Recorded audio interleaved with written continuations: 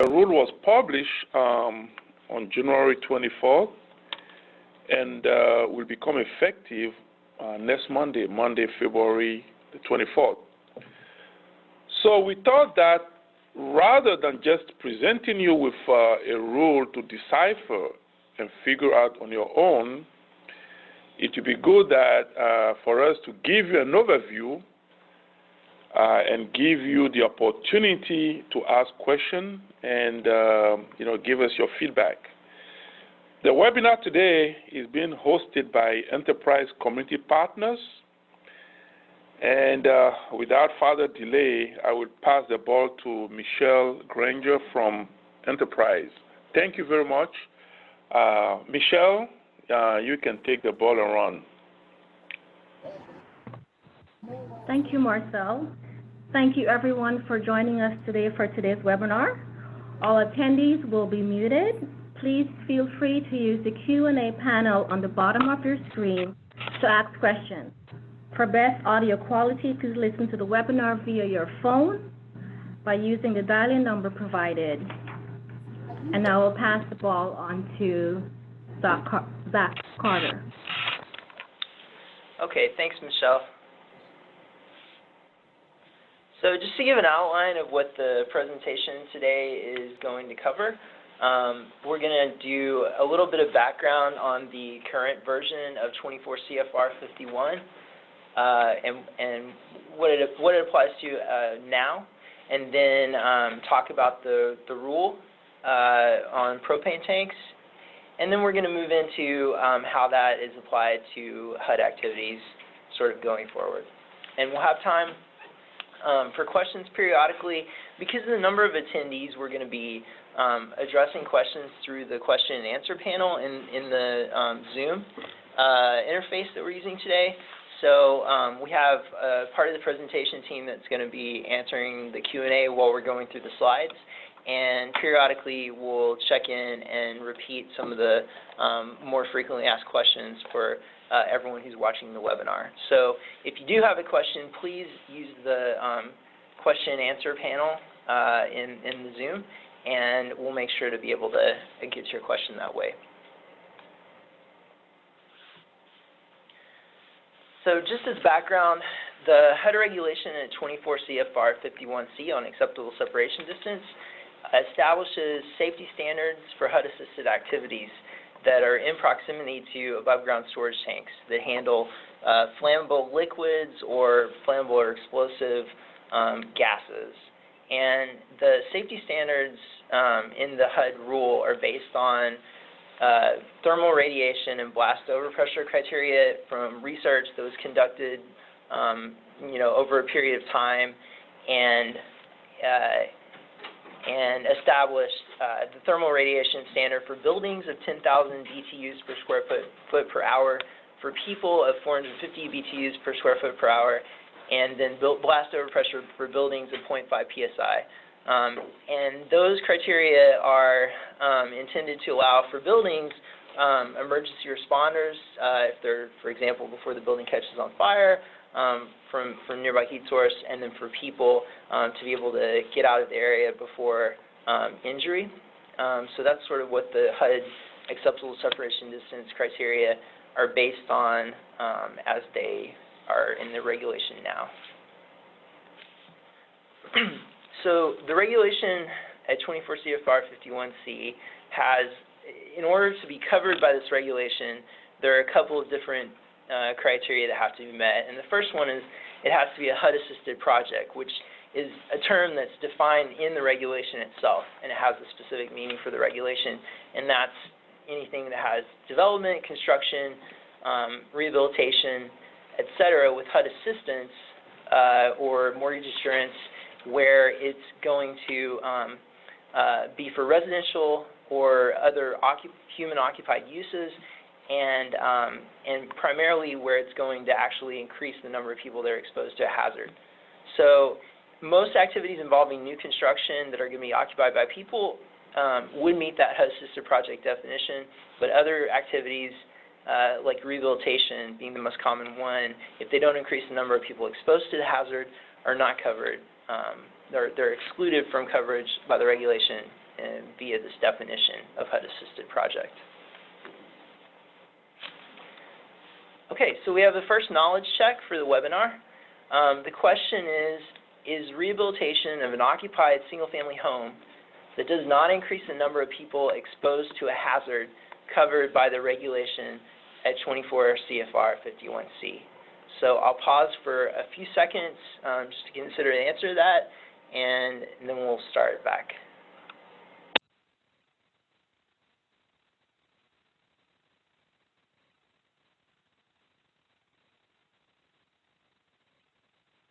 Okay, so this is pretty straightforward, so we'll go ahead.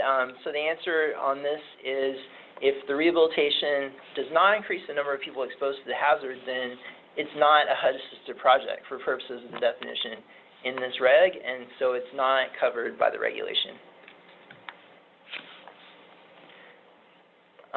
So in addition to the definition of the HUD-assisted project, you have to have a container in proximity that is considered a hazard, and that's also part of the definition section of the regulation. And a hazard is a stationary container that stores, handles, or processes explosive or flammable substances. And so what you're looking at here is the current definition in the reg, and this definition is what the rule that we're talking about today modifies.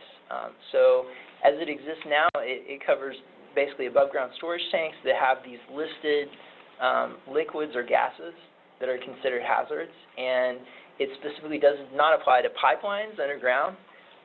It does not apply, hazard does not include containers of 100 gallons or less capacity when they contain common liquid industrial fuels like gasoline, and it does not cover facilities that are shielded by topography from the HUD Assisted, where there's topography between the HUD Assisted project and the hazard.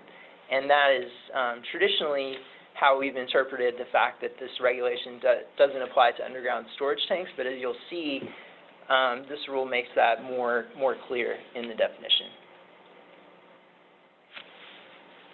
So here's some pictures of hazardous operations, some examples. You have a bulk fuel and storage facility. You have a petrochemical plant, and then you have a propane gas storage and distribution point. So as you can see, under the regulation currently, propane gas is something that's covered, is the type of container that's covered under the regulation. Okay, so current exceptions, again, the regulation does not apply to high-pressure gas transmission pipelines or liquid petroleum pipelines, natural gas holders with floating tops, and usually that's something that's, it's a very specific type of tank design that has to be confirmed. So normally if there's a natural gas holder floating top, that's something that would be, you would confirm that that is in fact the type of container that is there, and if that's the case, it's not covered by the regulation. Mobile tanks en route, so if you like on a rail car, on a truck, those are not covered by the regulation. Underground storage tanks, as we mentioned, they're shielded by topography, and then containers with 100 gallons or less. So just some pictures of these examples again. I won't read back through all of them, but just to note the number 4, where you have the double wall tank with the interstitial space for ASD calculations. So basically that's saying that if you have a tank that has some secondary containment as part of the tank itself, so that square area around the container that's inside where the fuel is actually stored, that interstitial space is not going into the calculation for the tank. So it's actually just the volume that's holding the hazardous liquid or gas, not the secondary part of the structure around it.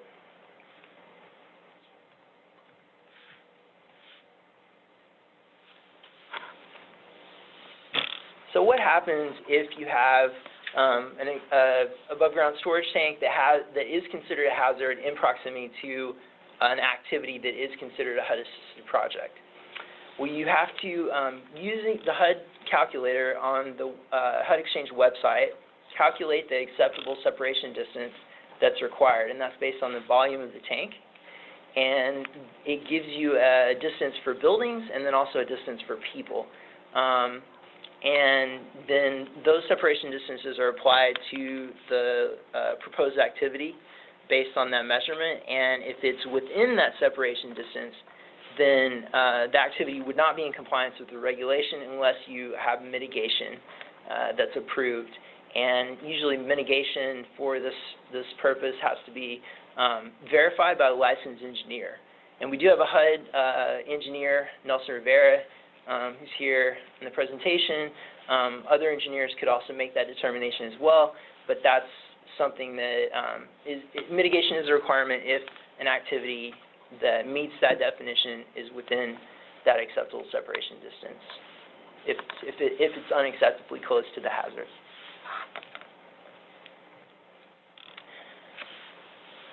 So this is what the acceptable separation distance calculator looks like. A lot of you are probably familiar with that. This is the HUD Exchange webpage on the left, and then on the right you see the actual inputs in the calculator. So the version that's on there now is what you'd see if you were doing the separation distance for a propane tank, for example.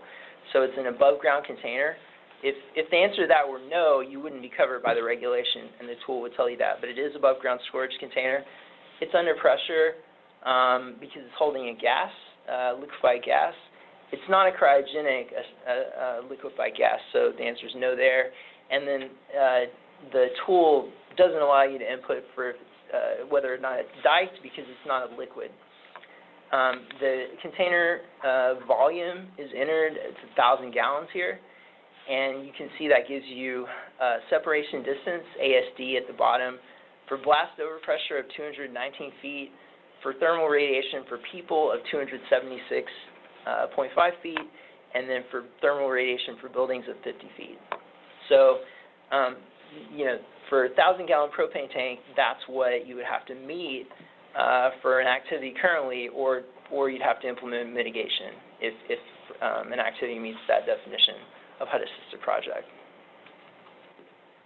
Okay, so knowledge check 2. The question here is, if you have to do mitigation for an above-ground storage tank where you're within the unacceptable separation distance, who's required to verify that mitigation in order for it to be acceptable for the HUD Assisted Project? I'll give you just a second on that.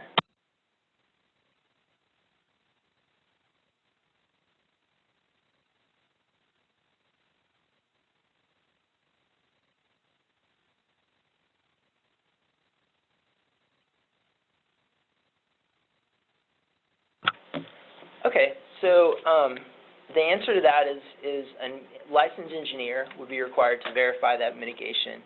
And we also had a question come in on the FAQ, on the question and answer panel that we wanted to address. So someone asked whether there's a link when we have these knowledge checks to be able to enter the response. And actually we don't have that in the presentation today. So these questions are more for you to answer in the notes, and we'll say the answer as part of the presentation. So there's not a link to answer that these knowledge checks in the Zoom interface right now. Thanks for that question, though. Okay, so now we're to the purpose of the webinar today, which is that we have a change in the coverage under this regulation. And so we had a publication in the Federal Register January 24th last month, and at 85 FR 4225, the final rule conforming acceptable separation distance standards for residential propane tanks to industry standards. And so this is the final rule. There was actually a proposed rule that was published in December of 2018. So there was a long process, a good bit of public input to reach the final rule, and actually an increase in the tank volume that was covered from the proposed rule. And so the final rule that was published January 24th, which goes into effect Monday, February 24th, changes the definition of hazard in the 24 CFR 51C to exclude liquefied petroleum gas containers of 1,000 gallons or less from the definition of hazard, and therefore from coverage under this rule, and the requirement for separation from the HUD Assisted Project or mitigation. And then the rule also, as a little bit of housekeeping, codified this practice that I mentioned where we do not consider below-ground containers to be covered under the regulation because they're shielded by topography as a hazard. So this is what the definition has looked like previously of hazard in the reg. And the pipeline exception is in the introductory paragraph, and then it goes into the 100 gallons or less and the shielded by topography.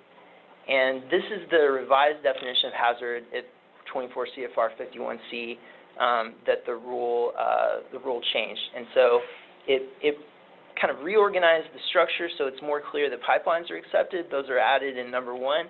And then the new sections are number 4 and 5 within the definition. So underground storage containers, it more clearly excluded from coverage. And then the main addition, containers that hold LPG of 1,000 gallons or less, if the containers comply with National Fire Protection Association NFPA Code 58, which is incorporated by reference in this definition of the Code of Federal Regulations.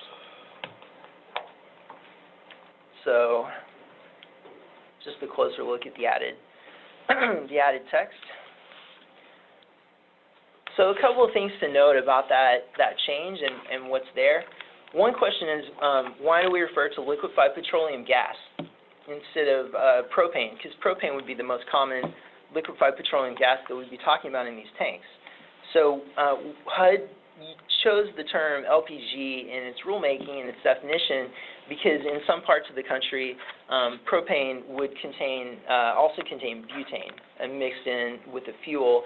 And so liquefied petroleum gas is a term that would cover both propane-only tanks and then also a propane-butane mixture in these tanks that are used for these residential applications. And then 1,000 gallons or less, just a note about how that's measured. So because of the change between liquefied and then the gas phase within the tank itself, which kind of varies the amount of the material that's in that gas phase in the tank changes based on the temperature wherever the tank is located and some other factors. And so you only really have about 80% of the water volume of that tank that is liquefied petroleum gas. And so, you know, if our criteria is a 1,000-gallon tank, you're really only talking about 800 gallons of propane as the material that's in the tank in that situation. So that's just kind of a note about, you know, another factor that went into this 1,000-gallon criteria. Okay, and then finally, NFPA 58. So we said that for a tank to be excluded under this rule change, it has to be compliant with NFPA, National Fire Protection Association, Code 58, 2017 or later version. And so the reason for this is because when there's an incorporation by reference into the Code of Federal Regulations, it refers to a specific you know, point in that standard. And so HUD interpreted the 2017 or later version of that code to qualify. And so part of the process of determining if a tank is excluded under this definition is finding out whether in the state where the tank is located, the state has adopted this NFPA 58 2017 or later version of the standard for propane tanks. And fortunately, National Fire Protection Association maintains an online site that has the code that's in force, the version of NFPA 58 in each state, and that's called Code Finder. And I'm going to bring it up on the screen now to kind of show what that looks like. So this is Code Finder, and it's color-coded. You can see that the sort of cherry red version or the brick red is going to be 2017, 2018, 2020 versions, and which are the ones that would count under this HUD exception. So you can see that the most, some of the most populated states would be covered by this exception. So Texas is there, California's 2017 version, Arizona 2017, North Carolina would be 2020, and then some of the states that would have an older version, for example, if you look at Michigan, according to the code finder, it's currently 2014. This is updated very frequently, so just since we've been working on this rule, you see more current versions of the code being adopted in different states, and so we're hopeful that pretty soon we would have it where most states would be accepted under the 2017 or later version. And we also recommend that if you're looking at this map to determine what code version is enforced, if it looks like the version in your state is older than 2017, it's a good idea, and the tool makes it pretty easy to go to the state code that would apply, and so you can actually follow up and link to the code and just make sure that the code has not been updated to a more recent version of NFPA 58. So if the state website has a more recent version, then that's acceptable versus Code Finder. This is just a tool, but it is updated pretty frequently. So that's why we recommend to use it to make that determination. Okay.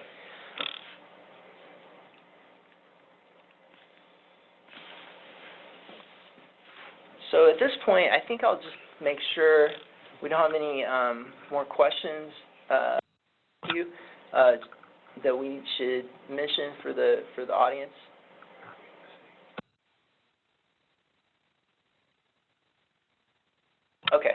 Okay, we can keep moving on then. So as far as the basis for the exemption, so again, I said between the proposed rule in December 2018 and then the final rule that was published in January 2020, there was a lot of public input, a lot of consideration. So how did HUD arrive at the 1,000-gallon propane tank exemption? So, in the past, the calculation using the ASD tool was more stringent than the separation distance requirement under this rule for propane tanks. But, looking at the data, we actually found that LP gas is responsible for just a small fraction of, home fires, accidents related to, all above-ground storage tanks. And among the fires related to LP gas, data suggests that propane tanks are not the fire source in most cases. So, meaning that, if you look at the system that was the cause of an accident and it involves propane tank, usually the ignition point would be the kitchen, the cooking area, not actually the tank itself. And then, there's also a lot of data that just show that propane tanks are extremely durable in general. For example, in one study of a simulated nuclear blast, propane tanks received only minimal damage and, were actually identified as a possible fuel source that would be able to withstand that scenario. So, there's just a lot of data suggesting that, these tanks are very common for residential uses, very safe when they follow the NFPA 58 code, the current code, and so that's sort of the safety basis for HUD's rulemaking and the 1,000-gallon exception. Another question that comes up a lot is, well, is there any separation distance requirement in the NFPA standard? It's different from the HUD standard, but is there a separation distance that's required? And the answer is yes. There is a setback for tanks between 125 and 500 gallons of 10 feet from buildings or property lines, and then for tanks between 500 and 1,000 gallons of 25 feet from buildings or property lines. And, that setback distance is based on the potential hazard, the need for the fuel to be in those locations, and then the possibility of leaks. And so basically scenarios that in the data on accidents are actually sources of concern versus, sort of a worst case scenario that may not be likely to actually occur. And so by incorporating the standard, HUD takes those factors into account, to make it as useful as possible for people that are using propane in the residential development.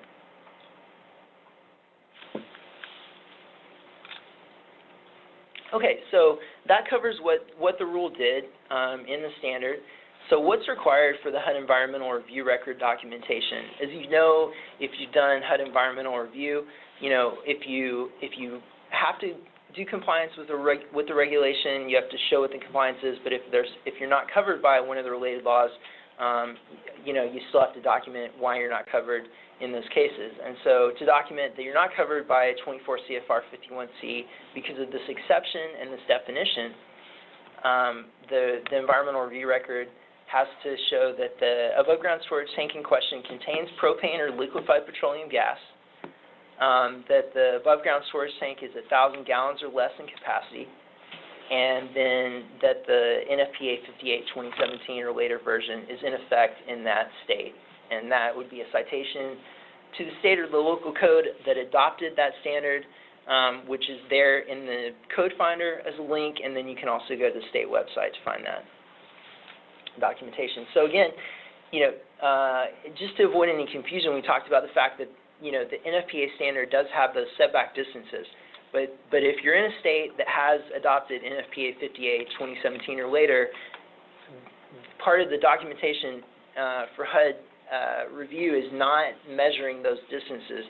You simply have to show that you are that the tank in question contains LPG or propane, it's 1,000 gallons or less, and the state has adopted that code. And that's acceptable documentation. There's not an additional measurement that's required.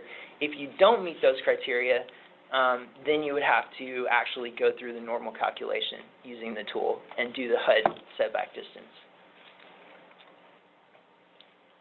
Okay, so we're to the third knowledge check, and the question at this point is, does NFPA 58-2017 include any setback requirement for LPG tanks? So I'll pause for just 1 second on that, and we'll come back to it.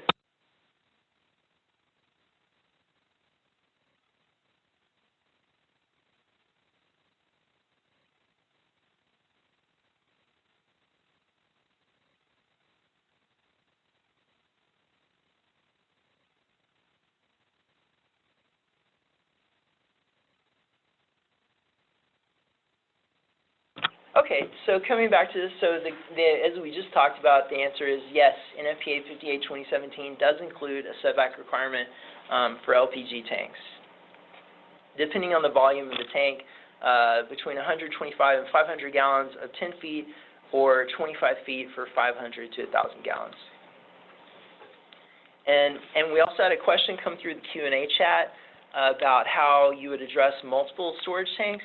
So, you know, if the multiple storage tanks contain propane, then under this exception, it would be verifying that the criteria we require is true for all of them. So they would all have to be less than 1,000 gallons, they would all have to contain LPG propane, and then you'd have to be in a state that has the NFPA 58-2017 or later. If they're not propane that's covered by this rule, then, you know, we do have more extensive training and information on how to use the ASD rule for other types of materials on the HUD website, but essentially you're looking at the largest, closest container, the one that would have the biggest acceptable separation distance, is the one that determines how far from your HUD Assisted Project the tank would have to be. But that's kind of, you know, beyond the scope of this webinar, so we're focused here mainly on the propane exception that was added by this rule. Okay, so next knowledge check, are other materials besides LPG propane covered by the final rule? So I'll give you just a second on that, and then we'll come back to it.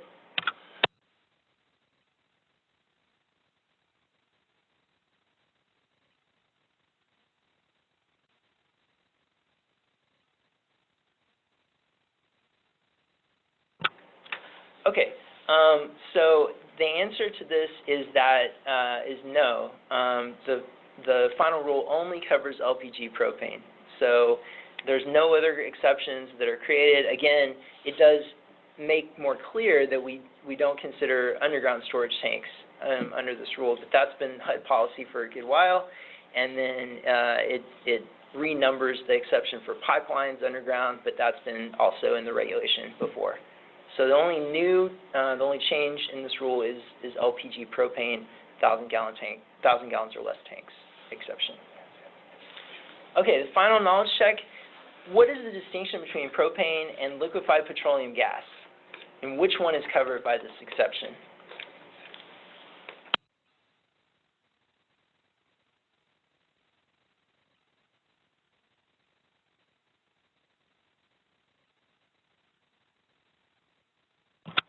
Okay, so as we talk, this is kind of a trick question. So propane would be considered a type of liquefied petroleum gas. So propane is one type of liquefied petroleum gas. Another type would be a propane-butane mix. Those are both LPG, and this exception covers both of those. So it covers any liquefied petroleum gas container, which would be mainly propane or propane-butane mix. Okay. So I think so at this point, I'm going to turn it back over to Michelle. And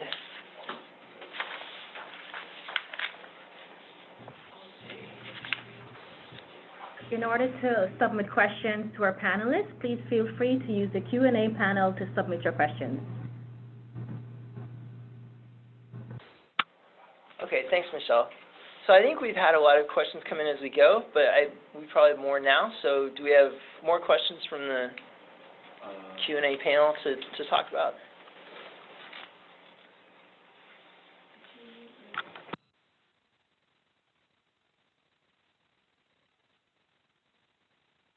Okay, so we had a question about where the materials from this presentation will be available.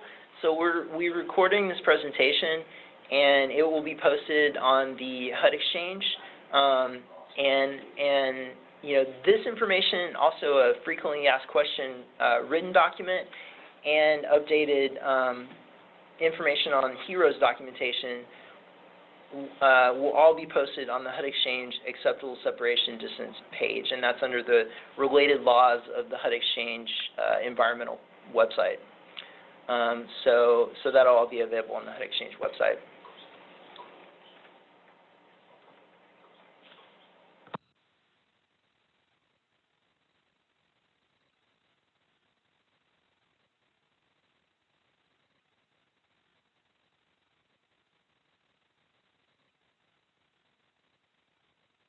Okay.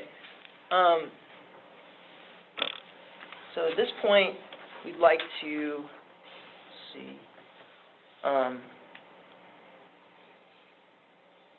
Yeah, I think that kind of covers most of the frequently asked questions that we've had come in. Again, we have more frequently asked questions posted on the HUD Exchange website, and we'll also be available to answer your questions directly. So I'd like to now turn it back over to Marcel Chaou for the closing. Yeah, thank you all for taking the time to listen to our very eloquent presenter, Zach. Thank you, Zach. And we are here for any questions that you may have. I think the information will be on a HUD Exchange. And if you have any question, you have the contact number, contact Zach, the program analyst, and his number. And you can also contact me. You can call or send us an email. And don't hesitate to reach out if you have any question. Our desire is for you to understand this rule and to use it effectively. So thank you all for being on the webinar today.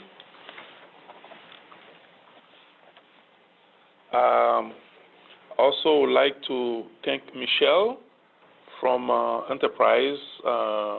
We will not be able to do it without Enterprise.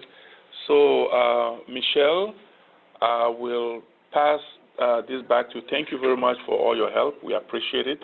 And and also your colleagues at Enterprise, I think Orlando and Brittany. We thank you all. So, Michelle, I'm handing this back to you now. Thank you, Marcel. Thank you, everyone, for joining today's webinar. As our colleagues indicated, the webinar materials will be posted on the HUD Exchange for further review. Thank you so much. Goodbye. Thank you. Thank you.